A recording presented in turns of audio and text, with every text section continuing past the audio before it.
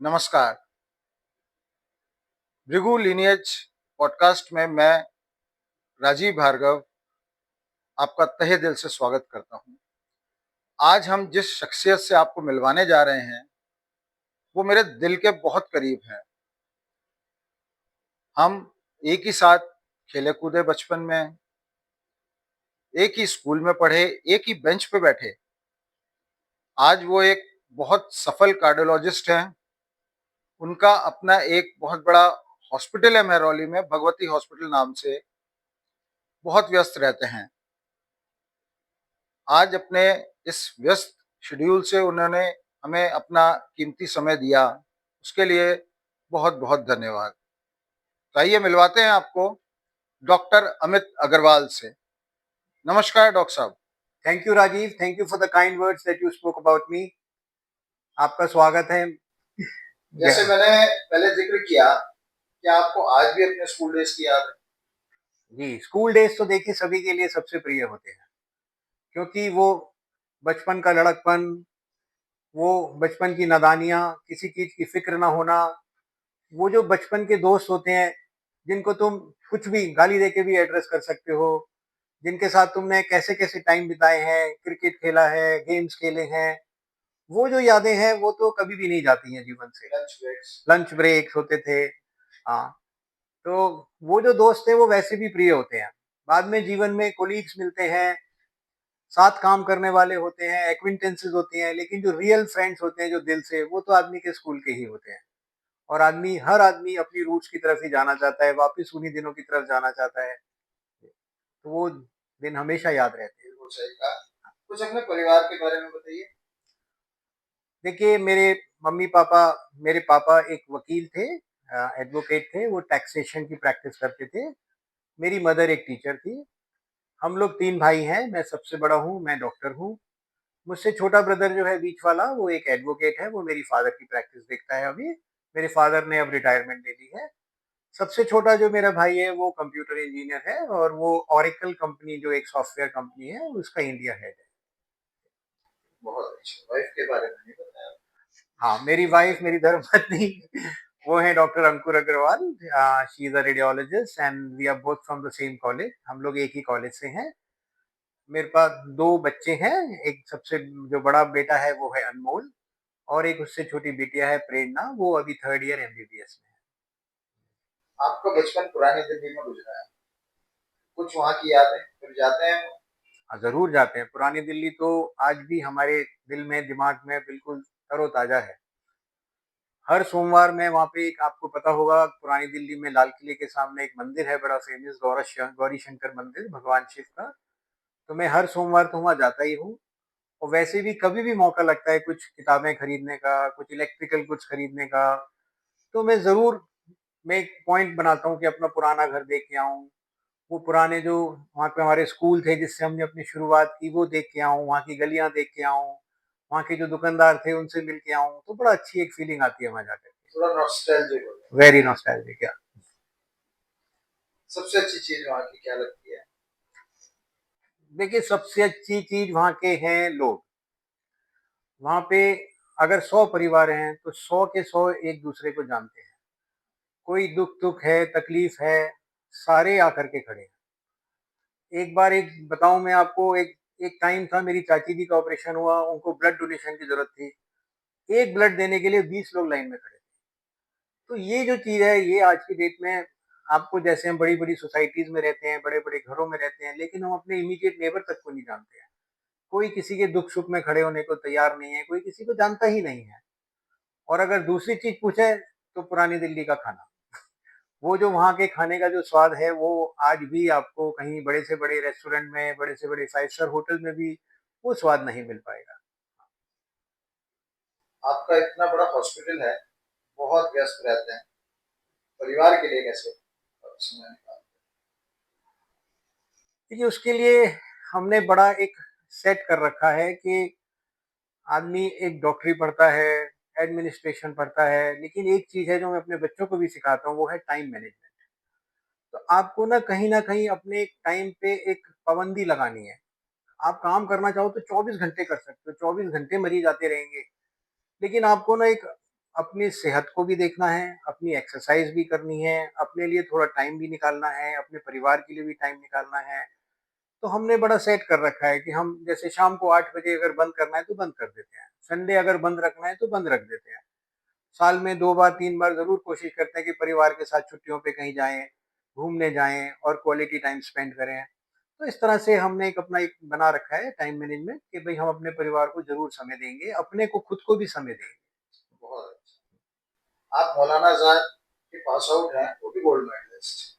आपकी वाइफ भी वहीं की, आपकी लव मैरिज है। एक पर्सनल क्वेश्चन है जो सबके दिमाग में रहता है, सब जानना चाहते हैं कि एक डॉक्टर डॉक्टर को ही क्यों चुनता है मैरिज के लिए?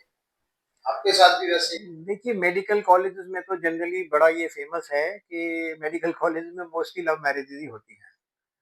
बिकॉज़ वहाँ पे ड्यूटी आवर्स जो टाइम आपने एक-दूसरे के साथ गुज़ारा होता है ना, जैसे हम लोग जाते थे ड्यूटी पे कई बार 48-48 घंटे हम लोग लौट के नहीं आते थे। 36-36 घंटे बिना सोए ड्यूटी करते थे। तो वो जो आपने एक टाइम गुज़ारा है, वो टाइम के साथ कहीं न कहीं एक मतलब एक बॉन्डिंग हो जाती बॉन्डिंग हो जाती है, एक फीलिंग ऑफ अफेक्शन हो जाती है। एक-दूसरे को आप बहुत अच्छी तरह जान लेते हैं, एक-दूसरे पे कॉन्फिडेंस हो जाता है। तो जो चीज़ आपको शादी के साथ शायद 5 साल बाद पता लगेगी, आपको शादी से पहले ही मेडिकल कॉलेज में पता लग जाती है दूसरे के बारे में। तो आप एक डिसीज़न है, लेने के लिए अंडरस्टैंडिंग शादी हो का जाती हाँ, तो आप मतलब एक तैयार हो जाते हैं। फिर दूसरा ये आप एक-दूसरे की मजबूरियाँ समझ सकते हैं, ऑड आवर्स में इमरजेंसीज़ को देखना, ज़्यादा देर टाइम कई बार देखना, तो आप एक-दूसरे को समझ पाते हैं कि ये आपकी मजबूरी है, it is not by choice, it is by compulsion. तो वो एक जो चीज़ है, एक अंडरस्टैंडिंग है, वो एक सुखी परिवार के लिए बहुत ज़रूरी रहती है। है। चलिए कुछ दिल की बातें जो कर लेते हैं। कहा जाता है कि हमारा दिल हमारे शरीर का वो अंग है जो बिना रुके पूरी जिंदगी काम करता है। 1 मिनट के लिए रुका, जिंदगी खत्म। फिर भी हम इसकी तरफ बहुत लापरवाही करते हैं। आपका क्या कहना देखिए, मेरे हिसाब से शायद इस दुनिया में कोई ऐसी मशीन नहीं बनी आज तक, जो कि जब आप पैदा हुए और आप 80 साल के हुए, 90 साल के हुए, 1 सेकंड बिना रुके काम कर रही है। चाहे वो एरोप्लेन का इंजन है, चाहे वो टरबाइन है, चाहे वो कोई सी मशीन है। तो ये जो हमारा दिल है, ये एक मायरेकल मशीन है जो कि 1 सेकंड भी नहीं रुकती और जब आप पैदा होते हैं और जब तक आप अंतिम सांस लेते हैं, बिना रुके काम करती है। है? बिल्कुल। हाँ। आपने कार्डियोलॉजिस्ट बनना ही क्यों चुना? एक ज़माना था जब ज़्यादातर लोगों की जो मृत्यु होती थी ना, वो कार्डियोवास्कुलर डिजीज़ से ही होती थी। तो आदमी को लगता है कि एक ऐसी लाइन चुनी जाए जिसमें आप ज़्यादा से ज़्यादा लोगों की हेल्प कर सको, ज़्यादा से ज़्यादा लोगों को मतलब प्रिवेंट कर सको, उनके जीवन को बढ़ा सको। तो आदमी को अच्छा लगता है। अल्टीमेट डॉक्टर का एक एम होता है क्योर करना, है ना? अभी अभी आपने वर्ड यूज किया कार्डियोवास्कुलर डिजीज, जी। इसके बारे में कुछ बताइए। क्या है ये? मतलब बहुत डॉक्टर्स यूज करते हैं ये। देखिए, कार्डियो का मतलब है हार्ट और वैस्कुलर का मतलब है हमारी नाड़ियाँ। नाड़ियाँ मतलब हमारी आर्टरीज़, हमारी वेन्स। तो जैसे-जैसे हम एज करते हैं, जो हमारी नाड़ियाँ हैं वो भी एजिंग करती हैं। जैसे हमारी नाड़ियाँ हैं उनके अंदर कोलेस्ट्रॉल का डिपोज़िशन शुरू हो जाता है, वो नैरो पड़नी शुरू हो जाती हैं, तो उनका अलग-अलग अंगों में अलग-अलग प्रभाव पड़ता है। जैसे हमारी अगर हार्ट की जो नाड़ियाँ हैं वो अगर छोटी पड़ जाती हैं या ब्लॉक हो जाती हैं तो हमें हार्ट अटैक हो जाता है। अगर हमारे दिमाग की नाड़ियाँ हैं वो अगर उनके अंदर डिपॉज़िट हो जाता है, वो बंद हो जाती है तो हमें स्ट्रोक हो जाता है। हमारी किडनी की नाड़ियाँ अगर पतली हो जाती हैं, किडनी को ब्लड सप्लाई होना बंद हो जाता है तो किडनी फेलियर हो जाता है। तो बेसिकली हमारी जो ये नाड़ियाँ हैं हमारे शरीर के हर पार्ट में बिछी हुई हैं, जैसे कि रोड होती है ना, जैसे नेटवर्क होता है, इस तरीके से। तो बेसिकली जो हमारा जो पूरा जो एक बॉडी चल रही है, वो हमारा हार्ट पंप कर रहा है ब्लड को, वो ब्लड हमारी नाड़ियों द्वारा हमारे हर प्रति अंग, हमारे हर स्किन को, बाल को, आँखों को, हर चीज़ को वो मिल रहा है। तो ये एक सबसे बड़ा एक ऐसा सिस्टम है बड़ा जिसका अगर हम ध्यान रखेंगे तो हम बड़ी बीमारियों से बचे रहेंगे। तो जो कार्डियोवास्कुलर है वो है कि हमारा हार्ट और हमारे शरीर की नाड़ियाँ, इनकी जो होने वाली बीमारियाँ हैं उनसे प्रिवेंशन। बहुत अच्छी बात। आजकल किसी भी डॉक्टर के पास जाओ, सबसे पहले वो ढेर सारे टेस्ट कराते हैं। क्या ये सही है? आप नहीं कराते? ऐसे क्यों? नहीं कराते हैं, ऐसा नहीं है। देखिए, आज से पहले आज से 20-30 साल पहले बोलें, तो क्या होता था कि मरीज और डॉक्टर के बीच में एक बड़ा फेथ का रिलेशन होता था। तो अगर आदमी डॉक्टर अगर के पास जा रहा है तो वो फेथ से जा रहा है कि ये डॉक्टर जो कुछ करेगा मेरा अच्छा करेगा। इंटरनेट नहीं होता था। आज की डेट में आपके पास मरीज आता है, वो पहले 3 लोगों से मिलके आता है। इंटरनेट पे पूरी नॉलेज लेके आता है। अगर आप उसको बिना अगर आपसे एक भी गलती हो जाए ना, तो पहले के ज़माने में फेथ होता था कि नहीं डॉक्टर साहब आप जो करेंगे हमारे लिए अच्छा करेंगे, आप कोई बुरा नहीं करेंगे। तो आप तो अपने अच्छे फेथ में कर रहे हैं, लेकिन अगर वही आपसे कुछ गलती हो जाए छोटी से छोटी भी और आपका डायग्नोसिस गलत हो जाए, तो आज की डेट में इतना कोर्ट प्रोसेस है, इतना पुलिस का प्रोसेस है, जो एक डॉक्टर पेशेंट के बीच में एक फेथ का रिलेशनशिप था वो कहीं न कहीं इरोड हो गया है। तो इसकी वजह से ये एक मैं कहूँगा एक बहुत ही गलत प्रचलन शुरू हो गया है। लेकिन समय के साथ हर चीज़ बदलती है और आई थिंक समय के साथ ही चलना पड़ता है आदमी को। कोरोना के बाद खासतौर पे यंग लोगों को हार्ट प्रॉब्लम्स बहुत हो रही हैं। बहुत को तो संभलने का मौका ही नहीं मिलता। कई सेलिब्रिटी शो के दौरान गिर गए, जैसे हुआ था के स्टेज पे गिर गए थे।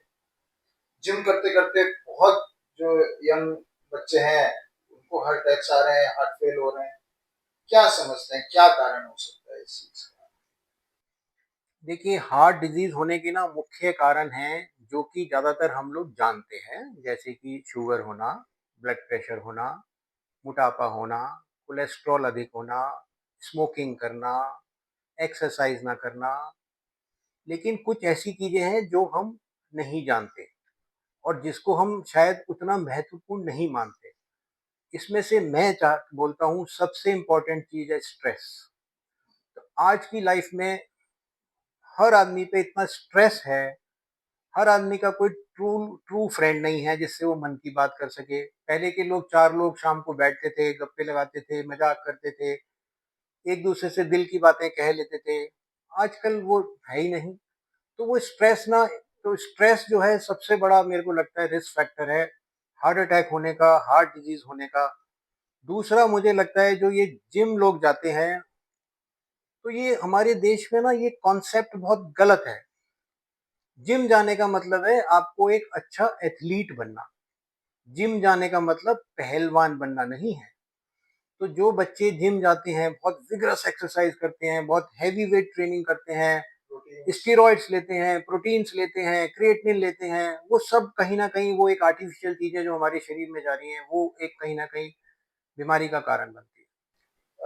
ये मिथ है या सच्चाई है कि लोग कहते हैं कि जिन्होंने बूस्टर डोज लगवाई उनको ज्यादा प्रॉब्लम हो रही है? नहीं, इसका कोई साइंटिफिक एविडेंस नहीं है। वो ऐसा कोई ऐसी कोई आज तक स्टडी नहीं आई है मेडिकली जो ये कहती हो कि जिन्होंने बूस्टर डोज लगवाई है उनको हार्ट अटैक हो रहे हैं, नहीं। ऐसा मैं नहीं मानता हूँ। आपके अनुसार किस उम्र से अपने दिल की तरफ ज्यादा केयर करनी शुरू करनी चाहिए?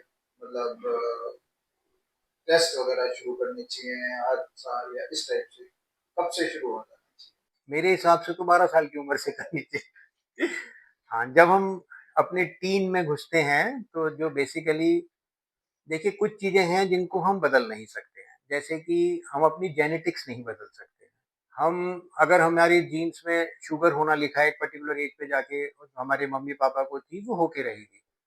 लेकिन बहुत सारी चीज़ें अगर हमें पता है कि मेरे घर परिवार में ये बीमारी है, जैसे कि मेरे घर परिवार में मेरे दादाजी, मेरे कोई अंकल, वो हार्ट अटैक से मरे थे। तो हमें एक पर्टिकुलर एज से ही वो चीज़ सतर्क रहना है। तो हमें अपना जो बॉडी वेट है वो बिल्कुल जो हमारा एक बीएमआई जिसको कहते हैं उसको हमें 25 से कम रखना है।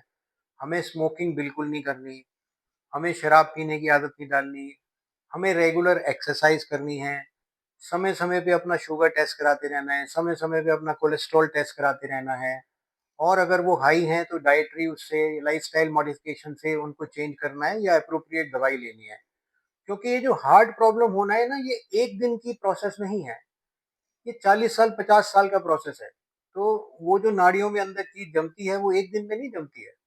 वो धीरे-धीरे, धीरे-धीरे, धीरे-धीरे, धीरे-धीरे जमती है और हम ये सोचते हैं कि शायद वो 50 साल के बाद जाके मतलब क्योंकि उसके सिम्पटम 50 साल के बाद आते हैं, लेकिन उसकी शुरुआत तो बीच में ही हो चुकी है। तो हमें उसको जो बीमारी है उसको बीज में ही पकड़ लेना है और वहीं से प्रिवेंट करना है। और एक चाइनीज प्रोवर्ब है जो बोलता है कि जो नॉर्मल डॉक्टर होते हैं वो एक बीमार को अच्छा करते हैं, और जो बहुत अच्छे डॉक्टर हैं वो बीमारी को बचाते हैं। तो हमेशा prevention is better than cure, तो हमें हमेशा प्रिवेंशन की तरफ ध्यान देना है कि आगे जाके ये हो ही ना। अच्छा, लेमैन की लैंग्वेज में पूछूं तो कभी कभी क्या होता है, एसिडिटी और हल्के दिल के दौरा जो पड़ रहा होता है उसमें कोई फर्क नजर नहीं आता, तो हम बिल्कुल। लोग क्या करते हैं कि बोलते हैं कि भाई बच्चे ने बोला मेरे को बहुत जलन हो रही है या एसिडिटी या दर्द हो रहा है, माँ बाप बोल देते भाई जाके आप कोई एंटासिड पी लो, ये कर। कैसे पता लगे कि ये दिल का दौरा है या एसिडिटी है? देखिए बहुत बार ऐसा होता है कि जो हमारे दिल की नीचे की जो परत होती है, नीचे को उसको इंफीरियर वॉल बोलते हैं, वो बिल्कुल हमारे स्टमक के पास होती है। तो बहुत बार जो एसिडिटी का पेन है और जो हार्ट अटैक का पेन है, जो कि स्पेशली जो इंफीरियर हमारा जो सरफेस है हार्ट का, उसमें पेन सिमिलर होता है। तो हमें ना कभी भी इस चीज को इग्नोर नहीं करना चाहिए, और तो हमें क्या करना चाहिए? हमें डॉक्टर के पास जाके अगर एडवाइस लेनी एसिडिटी है तो चाहिए। भी डॉक्टर के पास कैसे जाया जाए हर बार? नहीं, जरूर जाना चाहिए। वो देखिए, एसिडिटी के अलावा और बड़े सारे सिम्टम होते हैं, जैसे कि उल्टी आना, जैसे कि पसीना आना, जैसे कि धड़कन तेज होना, जैसे कि सांस में प्रॉब्लम होना। और फिर हमें अपने दिल में पता है कि हम कितने रिस्क फैक्टर पाले बैठे हैं। हम स्मोकर हैं, हम मोटापा है, हमारा कोलेस्ट्रॉल हाई है, हमारे को फैमिली हिस्ट्री है।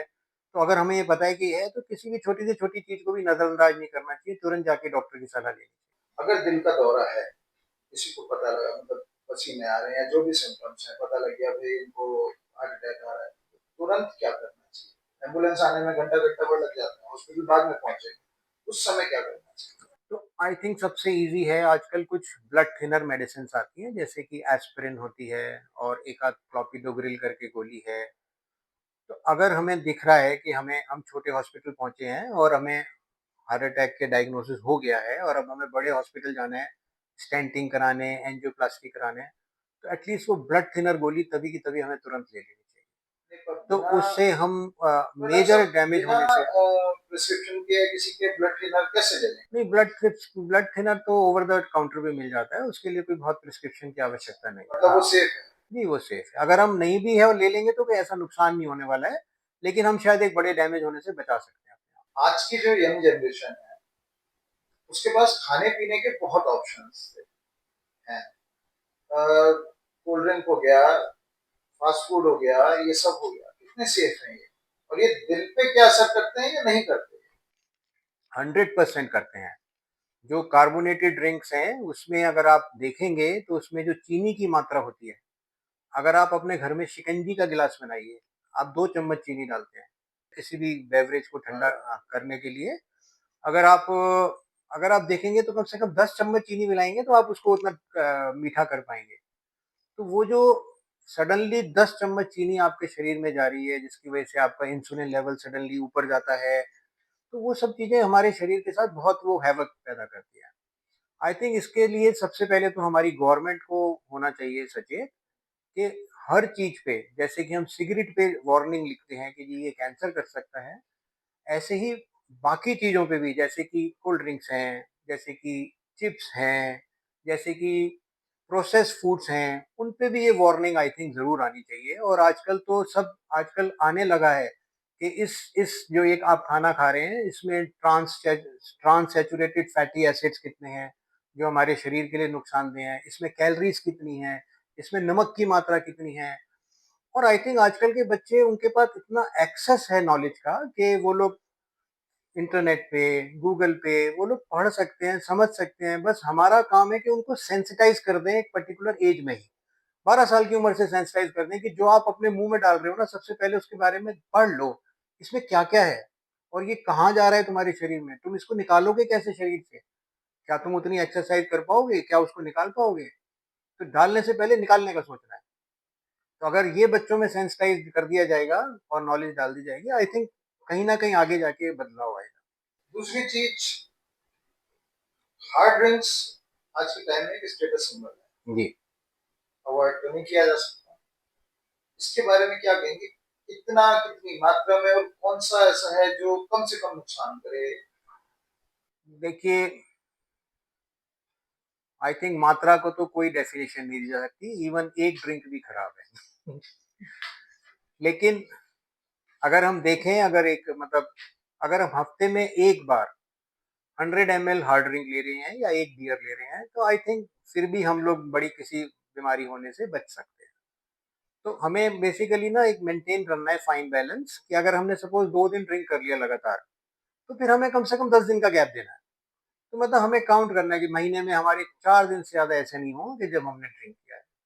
तो अगर हम ऐसा करेंगे तो हमारे शरीर को जो उससे होने वाला नुकसान है उसको भरपाई करने में टाइम मिल जाएगा और बड़ा नुकसान होने से बचे रहेंगे। ये ऐसा समय है या दौर है जिसमें आजकल के जो यंग जनरेशन है, बच्चे हैं, वो शिफ्ट्स में काम करते हैं, रात रात भर जागते हैं, फिर दिन में नहीं, इनकी साइकिल पूरी चेंज हो जाती है।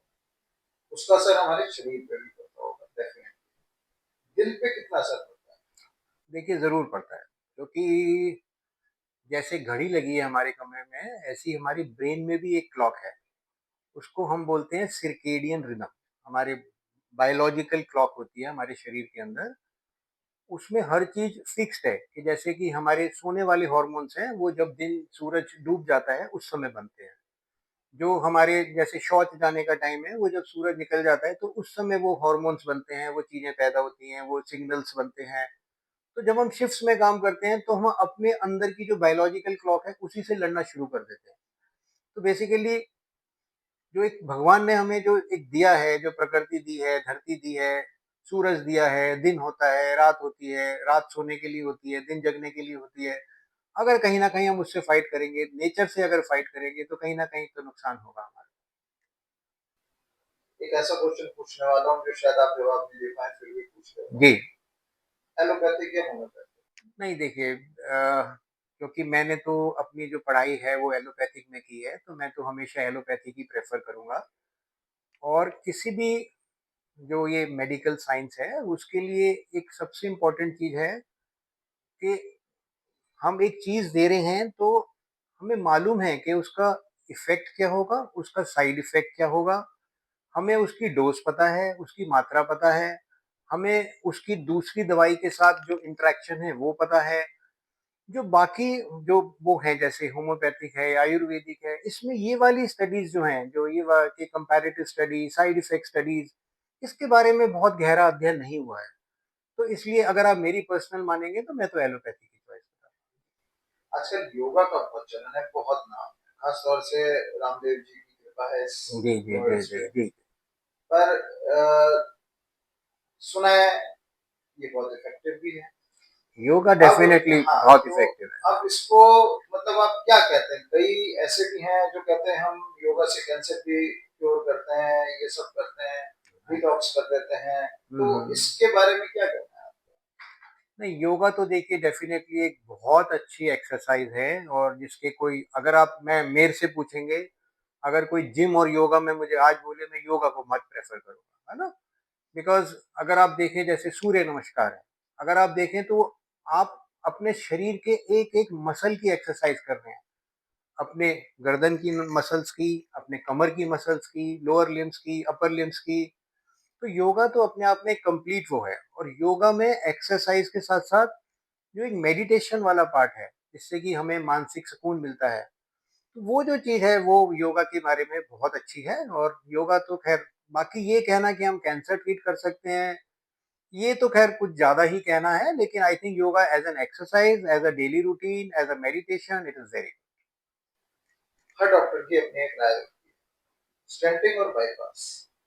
गुड। स्टेंटिंग और बाईपास का तो क्लियर कट है कि आपका जो हमारे हार्ट में जैसे तीन बड़ी बड़ी नाड़ियां हैं मेन मेन, तो अगर आपकी एक नाड़ी में ब्लॉकेज है तो आप स्टेंटिंग करोगे। अगर आपकी तीनों नाड़ियों में ब्लॉकेज है, या आपकी ब्लॉकेज ऐसे हैं जिनमें स्टेंट लगाया ही नहीं जा सकता, बाईपास एक बड़ा प्रोसीजर है, उसमें हमारी बॉडी का एक अंग कटता है।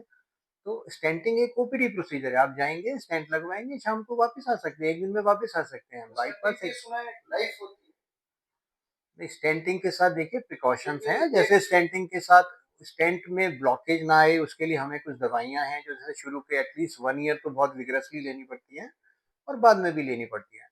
अगर हम वो चीजें अगर डॉक्टर की वो फॉलो करेंगे, तो stenting is a very very safe procedure, और उसके लॉन्ग टर्म जो वो है बहुत अच्छे हैं रिजल्ट्स। अगले 10 साल बाद आप अपने को कहाँ देखते हैं? एक इससे भी बड़े हॉस्पिटल के ओनर नहीं नहीं, या मानवता की सेवा करते रहे उस हिसाब से? आई थिंक अब हमारी नेक्स्ट जनरेशन आ रही है और I am very happy to share कि हमारी नेक्स्ट जनरेशन में 3 लोग हैं जो डॉक्टर्स बन रहे हैं।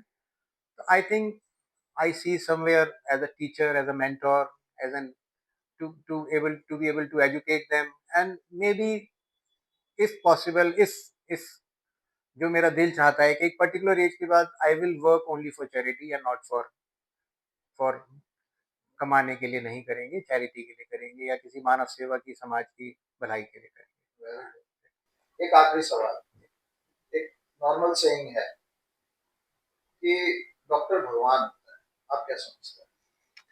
डॉक्टर भगवान नहीं, डॉक्टर एक अच्छा इंसान होता है। तो अगर आप अच्छे इंसान हो और आपका मन क्लियर है, डॉक्टर का काम है मरीज को ठीक करना, चाहे कैसे, ऐसे, जैसे भी। तो अगर आपका इंटेंट ठीक है, अगर आपका इरादा अच्छा है, तो आप एक अच्छे इंसान हैं और आपका मरीज ठीक होता है। पैसा तो आपके पीछे घूमेगा, पैसा आप छोड़ दीजिए, है ना? लेकिन सबसे पहले आपको एक अच्छा इंसान बनना है, आपकी इंटेंट अच्छी होनी चाहिए, बाकी सब कुछ फॉलो करता है। बहुत बहुत धन्यवाद डॉक्टर साहब। Thank you Rajesh, thank you, bye.